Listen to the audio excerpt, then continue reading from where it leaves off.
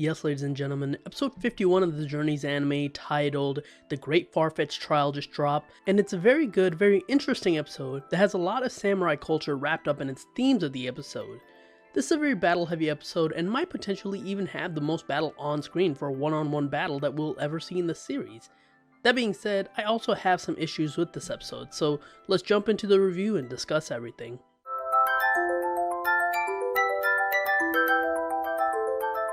The episode begins with something I really don't like.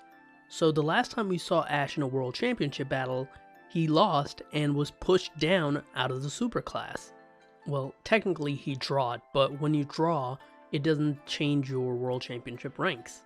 But this episode begins with just showing pictures of battles that happened off screen, and it turns out he's already ranked 415. You don't have to show us every fight, but some of these are egregious.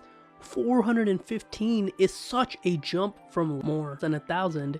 You thought we would see at least something beforehand, but nothing. And this is Ash trying to get back into the superclass, so we should have seen at least one battle where he gets into the superclass. Animation, and especially storytelling animation, is a medium of show don't tell. In this case, we should have been shown some battles of Ash getting back up here instead of just telling us that he battled a bunch of people and then just keeping it that way. It's so frustrating as someone who wants the PWC to mean something, but most of his battles just get glossed over. Now with that being said, the rest of the episode is pretty good, so let's just get on with it. Our episode begins with a bit of training montage, which is always cool to see, before Go says there's been an infection in Rock Tunnel of a bunch of Geodudes. First of all, when is that not happening? But that allows our heroes to go to Rock Tunnel. And Ash is like, hey Farfetch'd, you can come with me to train, and Farfetch'd is so shocked that Ash actually is gonna use him that look at this face he makes. While near Rock Tunnel, Go can't find any Geodudes, but Farfetch'd is going around busting up big ol' rocks. Finally, Farfetch'd hits a big ol' rock and a Geodude pops out, allowing Go to capture it. This is where the meat of the episode happens, as Ash meets a construction worker named Genba, who has a Gurdurr. Genba challenges Farfetch'd to a battle after seeing how powerful it was. Ash accepts, and we have a World Championship battle in our hand. I'm not going to go over this entire fight because, like I said earlier, this is a pretty extensive fight. It might be like the longest one-on-one fight that we've probably ever had. But here are the cliff notes. This is a pretty great fight. Great animation, it just looks fantastic, fluid, very dynamic, everything just looks so crisp. And not only that, but the fight is set up like a samurai battle. In this case, it's skill versus power. Gurdurr is way more skillful than Farfetch'd. It's able to dodge easier, it's able to hit more precisely. Farfetch'd, on the other hand, is a tank. It's able to take hits and dish out hits, but it's pretty clumsy in that. Go even mentions it in the middle of the battle, and during the middle of the battle, we also have another guy that comes out of Rock Tunnel and starts watching this battle.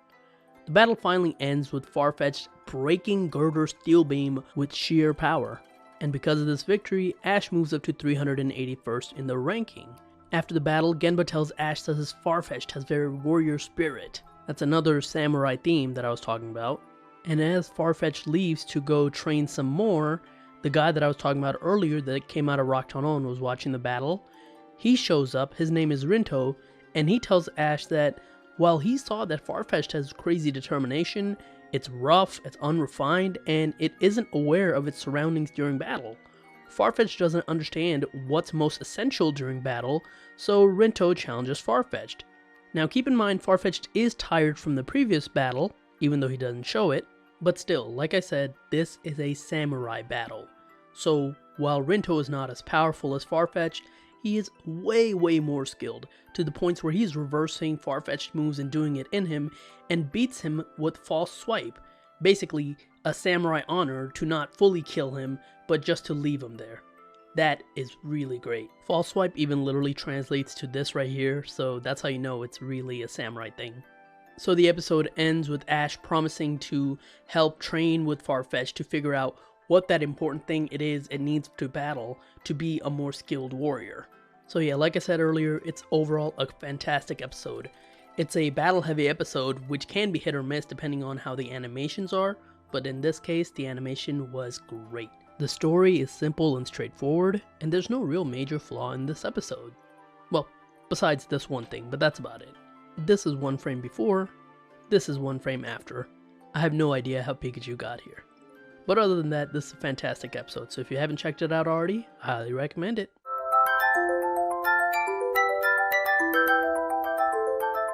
The next episode feels like a bit of a filler episode, but it still looks fun, as our heroes have to search for Diglett in a farm. Chloe's back for the episode, so it'll be fun to see her development. But anyways, that's it for my review of episode 51 of the Journeys anime. Thank you so much for watching. If you like this video, like, share, subscribe in the comments. Let me know what you thought of this episode. And follow me on Twitter at TheRealPDGaming, and that's it. I'll talk to you guys later. Peace.